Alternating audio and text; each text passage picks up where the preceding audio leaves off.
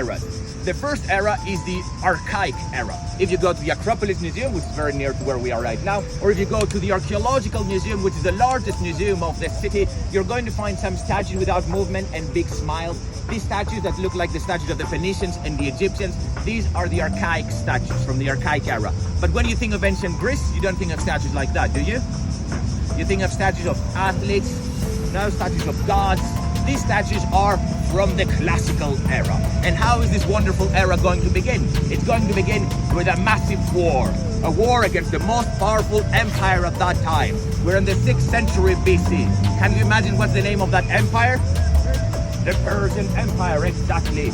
In 490 BC and 480 BC, we have the two wars against the Persian Empire. The Greek city-states are going to unite and they're going to fight off the Persian invasion. And with this victory, it's the beginning of the classical era. The 5th century BC is the golden century of Athens.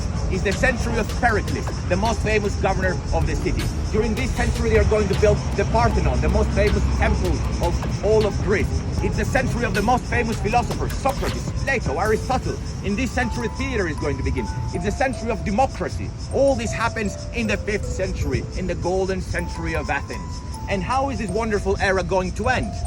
Well, it started with a war, and it's going to end with another massive war. A war between the most powerful Greek city-states, Athens and Sparta, exactly. Now, when we talk about ancient Greece, we don't actually talk about a nation called Greece. We talk about city-states. Anyone knows how they are called in Greek? Polis, exactly. That's where the word politics and polis comes from. So, these city-states have things in common like language and religion, but they're always in constant wars. And the most important war is the war between Sparta and Athens, the Peloponnesian War. And in the end of these wars, the Spartans are going to win, but all of Greece will be left in ruins. And that's the end of the golden century of Athens. It ends with this war between Sparta and Athens. Now, the last era, after the classical era, it's called the Hellenic era, which means the Greek era. And it starts with a king called Philip II. Philip II was the king of another Greek kingdom called Macedonia.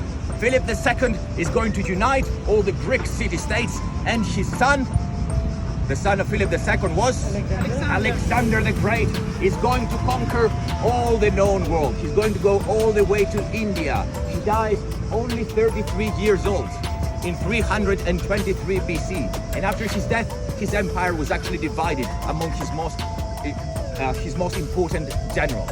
And during this era, the Greek language is going to be the lingua franca, the common language. Greek is going to be spoken all the way from Italy to India. And this is why this era is called the Hellenic era.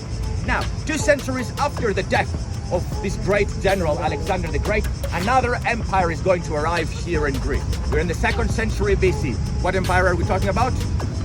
Anyone? Roman Empire. In the 2nd century BC, Greece will be part of the Roman Empire. And the Romans are going to be here until 330 AD. And what happens in 330 AD? It's not the end of the Roman Empire, but the Roman Empire is actually going to change its capital. Do you know the new capital of the Roman Empire? No, that was already. Istanbul? Byzantine, Constantinople, nowadays called Istanbul. That's the beginning of the Byzantine Empire, the beginning of the Byzantine era. We're going to see churches from these medieval centuries, from the Byzantine era, and the Byzantines are going to be here in Greece until 1453. Now, that's a year that every Greek person knows. 1453. And what happens in 1453? No. The siege of Constantinople. The Ottoman Empire takes over.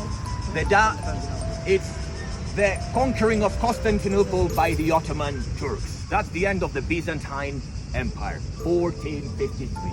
And for the next 400 years, Greece will be part of the massive Ottoman Empire. And the Ottomans are going to be here until 1821. In 1821, we have the War of Independence.